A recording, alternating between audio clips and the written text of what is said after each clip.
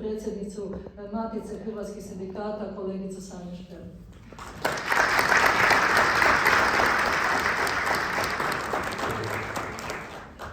Dragi moji, dobar vam dan. Srce mi je puno kad vidim koliko vas je danas ovdje. Ne mogu reći, bila je puna dvorana i u Rijeci, bila je puna dvorana i u Splitu, ali znali smo kad dođemo u Slavoniju da ćemo ići opet puni energije dalje, jer mi smo u ovoj organizaciji od prosinca mjeseca i vjerujem da smo sad već pomalo da nam je potrebna i vaša energija. Zato kad vas vidimo u ovolikom broju, naravno da smo zahvalni i znamo da smo na dobrom putu. U ime Matice hrvatskih sindikata, naravno Mladen sad smo se malo pošaputali, zaboravio pozdraviti svoje predsjednike. Evo, u ime Matice hrvatskih sindikata pozdravljam vas sve na ovom skupu. Ovdje smo svi zajedno, javni sektor, državni sektor, zaposlenici u privatnom sektoru. Znači, doista ovim putem jasno poručujemo da je Hrvatska doista zajedno. Pozdravljam sve u ime Matice hrvatskih sindikata, ovdje su i čelnici i dopredsjednici Matice, na brzinu samo jer ima vas puno podpredsjednika i predsjednika ovdje, Harold, Jadranka, Nada, tako da evo u ime predsjedništva Matice srdačan pozdrav svima. Neću poimence, zato u stvari ako ikoga izostavim, onda u stvari imam grižnu savjest do Zagreba. Neće mi niko zamjeriti, učiteljica sam, kad vidim punu dvoranu, više od 150 mojih je tu povjerenika sindikata hrvatskih učitelja, naravno da mi je osmijeh na licu i da je pozitivna energija u srcu. Tako da neću u stvari fokus samo staviti na obrazovanje, ovdje imamo i medicinske sestre, zaposlenike u socijali, liječnike, zaposlenike u državnoj službi, u privatnom sektoru i svi mi imamo svoje specifičnosti kojima bi mogli satima govoriti, no danas je ovaj pripremni skup upravo da u stvari ne gledamo naše specifičnosti, da ne tražimo naše razlike, nego da vas sve zajedno pozovemo na trg, jer svi u stvari kao građani Republike Hrvatske dijelimo iste probleme. Možda ću kad govorim svoju dionicu stvari više govoriti kao čelnik javnog sektora, naravno jer taj sektor u stvari živim, to je ono što je moj posao, ono što u stvari svakodnevno radim i mogu razumjeti druge specifičnosti, ali nemojte zamjeriti, ipak smo većinom u pregovorima za javne službe, za osnovicu plaće i naravno da to postoji refleksija i poveznica sa državnim sektorom, ali nemojte zamjeriti što ću stvari fokus staviti upravo možda na taj dio više nego na drugi. No ono što nas sigurno ne dijeli, a to je da u stvari u Republici Hrvatskoj svi doista teško živimo. Vlada Republike Hrvatske konstantno, pogotovo sada i sve češće će u stvari kako se bliži naš prosvjed, stavljati u fokus koliko su rasle plaće. To smo već vidjeli da je već s tim u stvari informacijama polako vlada izlazi van i ne vidi razloga zašto mi kao građani Republike Hrvatske imamo razlog prosvjedovati. Pa eto u stvari kad vlada stalno ističe i stavlja u fokus rast plaća u javnom sektoru, državnom sektoru i uspoređuje u stvari, nažalost, i ne govori, premalo govori o minimalnoj plaći i rastu minimalne plaće, o pohlepi poslodavaca, o tome koliko su troškovi života, tada smo mi na redu da u stvari upravo progovorimo o onome što građane Republike Hrvatske i nas sve zajedno muči. Da, vlada stavlja fokus isključivo na rast plaća i uspoređuje taj dio sa rastom inflacije. No, mi kad razmišljamo o našim plaćama, ne smijemo isključivi fokus staviti kao poveznicu rast plaće sa rastom inflacije. Jer inflacija je u proteklih 5 godina rasla 28%. No, ono što u stvari urušava našu cijenu rada nije samo inflacija, to su ukupni troškovi života. Cijena hrane u tom istom periodu kada je inflacija rasla 28% i tu vlada i premijer svjesno stavljaju točku, oni ne znaju u stvari da postoje drugi pokazatelji osim utjecaja inflacije na plaće, troškovi života, to jest troškovi hrane, u istom tom periodu porasli su 47%. Troškovi kvadrata stanovanja 60%. To su u stvari brojke koje pokazuju koliki je u stvari utjecaj na naše plaće imaju stvarni troškovi života. Naš standard života ne ugrožava samo inflacija, nego svaki odlazak u trgovinu. Svakim odlaskom u trgovinu svjesni smo da cijena rada i vrijednosti našeg rada pada. Zato jer u stvari pohlepa trgovica, bez obzira na ograničenje cijena, u stvari vidimo da nas svaki dan deru po bilo kojoj stvari namirnici koju kupujemo u trgovini. Zato je jasno da ovi podaci, ne samo podatak o inflaciji, nego 47% poskupljenje hrane, 60% poskupljenje stanovanja, ukazuju da su troškovi hrvatskih građana eksplodirali.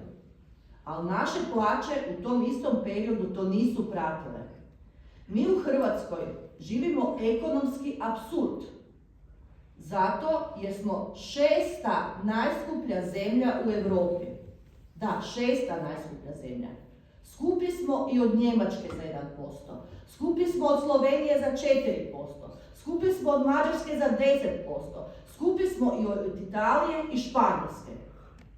Ali kad gledamo u stvari cijene troškova života i usporedbu s našim primanjima, vidite 6. smo najskuplja zemlja, a po plaćama smo tek na 19. mjestu.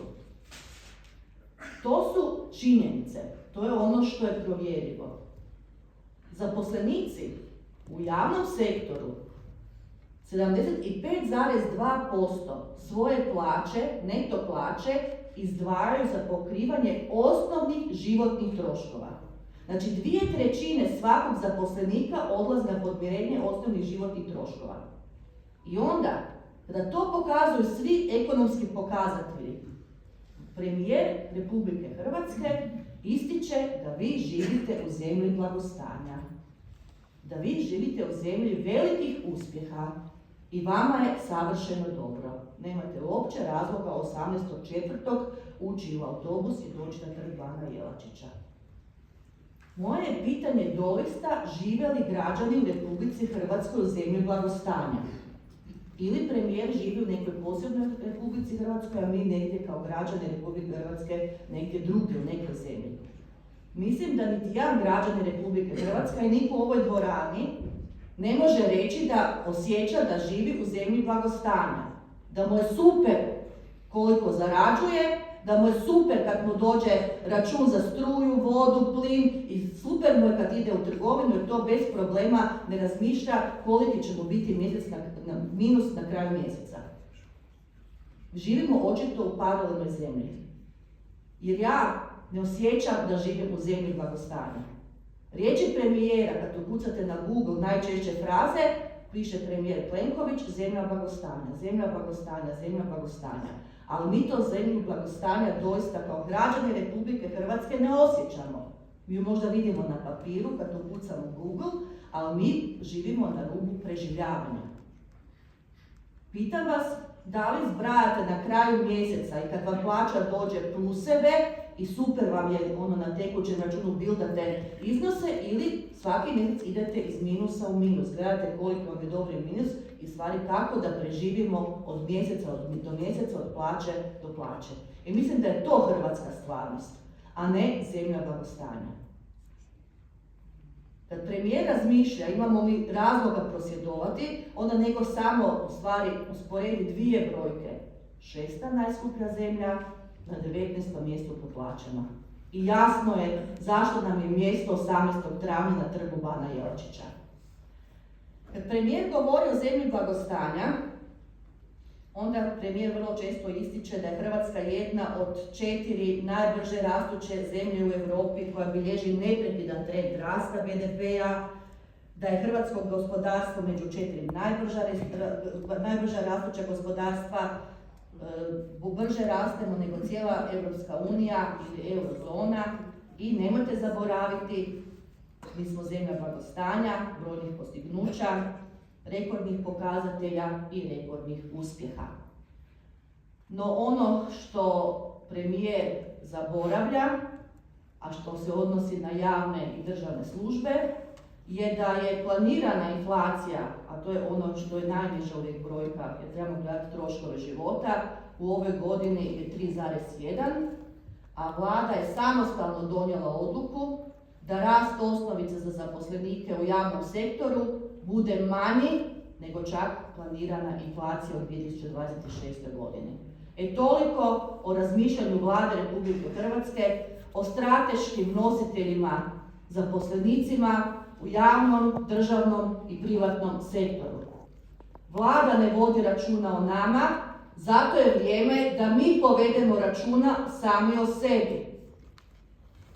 Obrazovanje je do sada 2 puta samostalno punilo trg Bana Jelačića.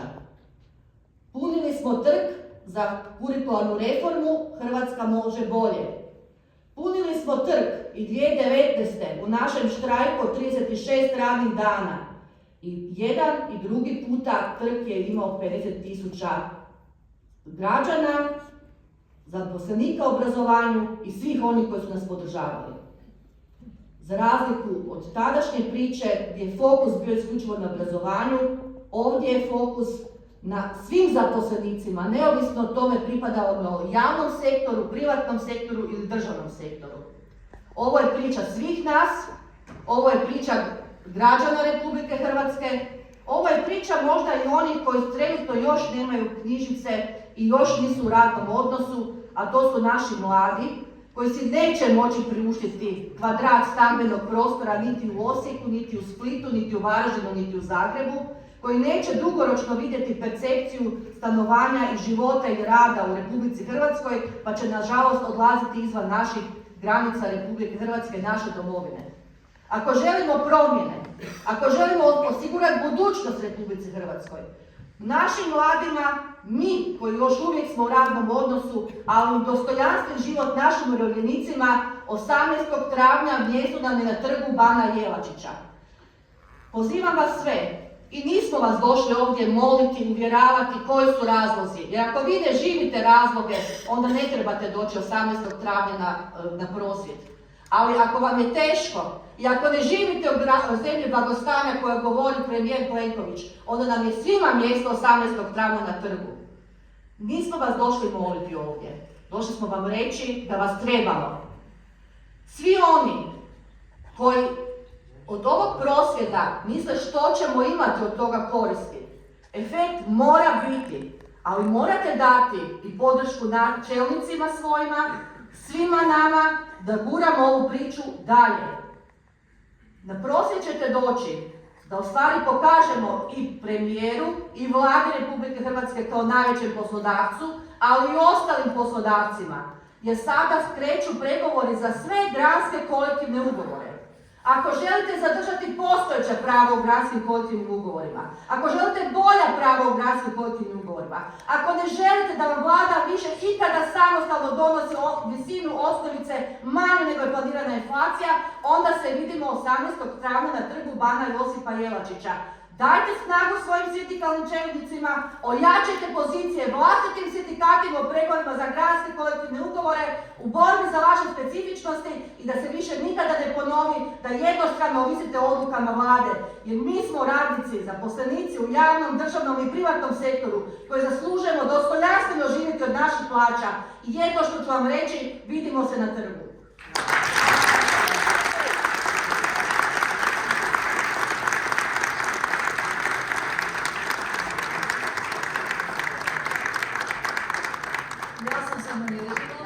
Mene je uvjerilo i ja se bojim sad pitati ko je neće poslušati.